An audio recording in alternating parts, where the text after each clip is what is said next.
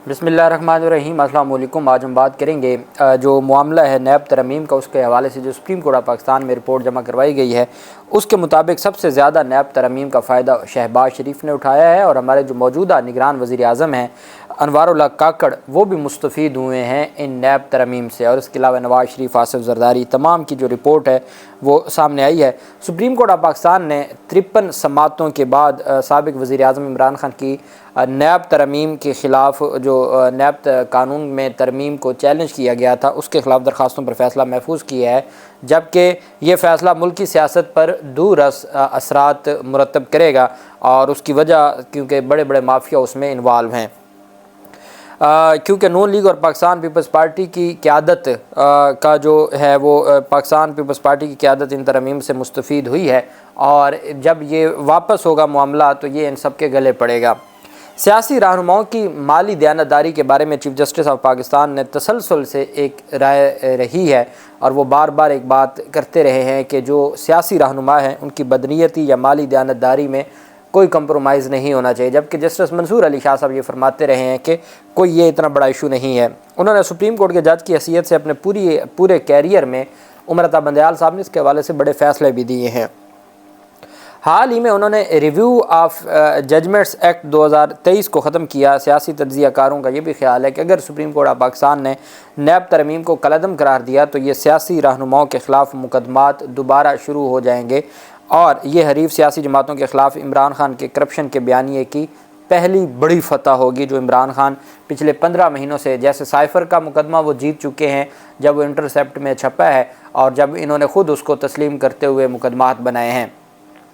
दूसरा, इमरान खान का ये कहना कि ये सिर्फ NRO लेने के लिए आए थे और ये सारी नैब तरमीम इन्होंने अपने लिए NRO के लिए ली हैं, वो भी इमरान खान का बयानिया सच साबित होगा। ये एक दिलचस्प होगा कि उमर अता बंदयाल की कानून साजी की अहलियत की पार्लिमान की कानून साजी की अहलियत की तौसीक करेंगे और बताएंगे कि क्या ये पार्लियामेंट अहल थी इस कानून साजी की या नहीं। समाअत के दौरान जस्टिस मंसूर अली शाह साहब बार बार ये सवाल पूछते रहे दरख्वास्त गुजार के वकील ख्वाजा हारिस साहब से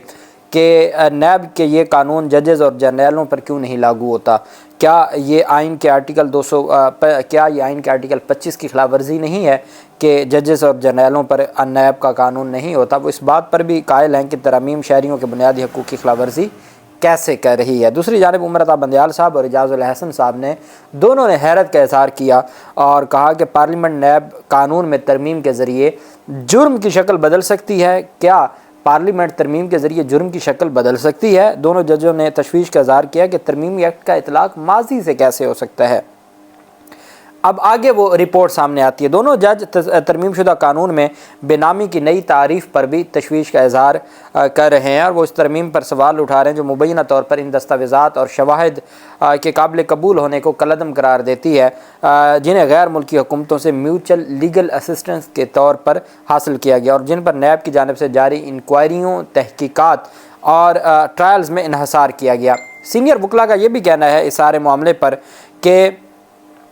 ये मामला तरमीम का मामला दोबारा गौर के लिए पार्लियामेंट को भेजा जा सकता है। इन लोगों का मुस्तकबिल क्या होगा जो पहले ही कानून से फ़ायदा उठा चुके हैं, ये भी एक बड़ा सवाल है। और नैब कानून में तरमीम पर कोई स्टे नहीं दिया गया, लेकिन अब अगर मामला वापस पार्लियामेंट को भिजवाया जाता है तो क्या पहले इस पर स्टे दिया जाएगा और उन तरमीम को ख़त्म किया जाएगा और फिर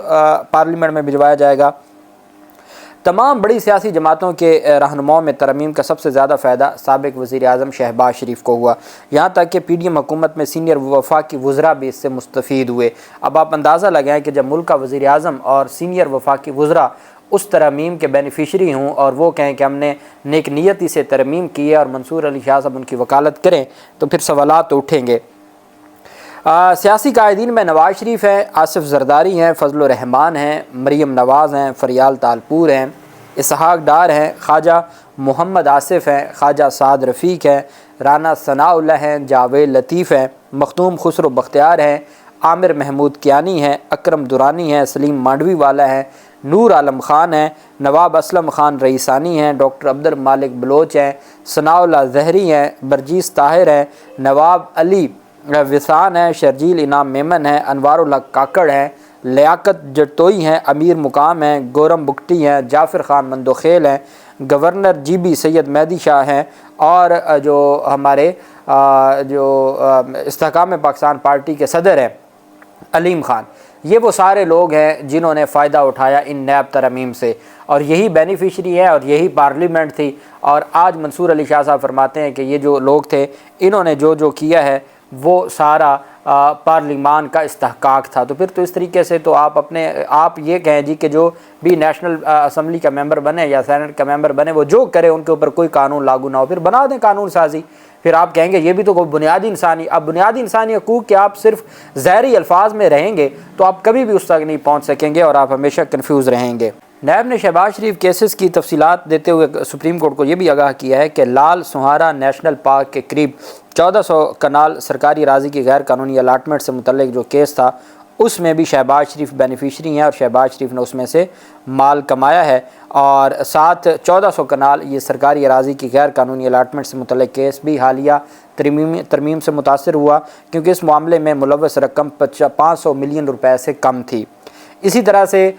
جو یہ کیس ہے اس میں بہت جو رمضان شوگر مل کیس تھا وہ بھی 500 ملین سے کم تھا، وہ ختم ہو گیا۔ منی لانڈرنگ میں بھی یہ اوپر نیچے کر کے انہوں نے بڑا ایک ریلیف لیا۔ اسی طرح سابق وزیر اعظم اور دیگر کے خلاف اختیارات کے ناجائز استعمال سے متعلق ایک اور معاملہ بھی متاثر ہوگا کیونکہ اس اسکینڈل میں بھی 500 ملین روپے سے کم ہے یہ رمضان شوگر مل۔ تیسرا 2014 سے 2018 تک وزیر اعظم کے طیارے کے غیر قانونی استعمال کے حوالے سے شہباز شریف اور دیگر کے خلاف انکوائری بھی ختم ہوئی ہے۔ اس کے علاوہ سابق وزیر خزانہ نیشنل اسحاق ڈار کے خلاف جو نیشنلائزیشن ایکٹ 1974 کی خلاف ورزی کرتے ہوئے ZTBL کے CEO کی غیر قانونی تقرری سے متعلق تحقیقات متاثر ہوئی ہیں۔ سابق وفاقی وزیر ریلوے کے خلاف انکوائری بند ہوئی ہے۔ PTI رہنما شوکت یوسف زئی کے خلاف بطور وزیر اطلاعات خیبر پختونخوا اختیارات کے مبینہ استعمال کا کیس تھا، وہ بھی 500 ملین سے کم تھا، وہ بھی متاثر ہوا ہے۔ اسی طرح جو عامر کیانی کے خلاف ایک کیس تھا وہ بھی متاثر ہوا ہے۔ خسرو بختار اور مخدوم ہاشم جوام بخت جو اس وقت آنکھوں کا تارہ ہیں، ان کا آصف زرداری اور فریال تالپور کے آمدن سے زائد اثاثوں کی انکوائری قومی احتساب ایکٹ 2022 کے سیکشن 2A سب سیکشن 4 کے تحت متاثر ہوئی۔ فضل الرحمان کے خلاف انکوائری بند کی گئی کیونکہ کیس میں ملزم کے نام پر جائیداد برائے نام ہے جو بے نامی جائیداد ہے، اور نئے ترمیمی ایکٹ کی روشنی میں بے نامی داروں کو جوڑنا بہت مشکل ہے۔ خواجہ آصف کے خلاف کینٹ ہاؤسنگ سوسائٹی کی منظوری اور پرائیویٹ افراد کی زمینیں حاصل کرنے اور لوگوں کو دھوکہ دینے کے الزام پر انکوائری متاثر ہوئی۔ نواز شریف اور مریم نواز سمیت شریف خاندان کی ملکیت چودھری شوگر ملز کے خلاف انکوائری متاثر ہوئی، اور مریم نواز کو جو ریلیف ملا ہے بریت کا وہ بھی ان ترامیم کی بنیاد پہ۔ رانا ثناءاللہ کے خلاف آمدن سے زائد اثاثوں، بے نامی داروں کے نام 95 ملین روپے کے غیر قانونی اثاثوں اور 100 ملین روپے کے غیر قانونی منافع کی انکوائری بھی متاثر ہوئی۔ اسی طریقے سے نیب قانون میں حالیہ ترمیم کے پیش نظر نواز شریف کے خلاف کل 6 مقدمات متاثر ہوئے۔ ٹرانسپیرنسی انٹرنیشنل پاکستان کے چیئرمین سید عادل گیلانی کے خلاف بھی انکوائری متاثر ہوئی۔ یہ تفصیل ہے، اور مجھے آپ بتائیں کہ جس ملک میں حکومت نواز شریف چلا رہے ہوں اور ہمارے ملک کے جو ڈمی وزیر اعظم تھے وہ ہر موقع پر جائیں لنڈن میں اور ان سے جا کے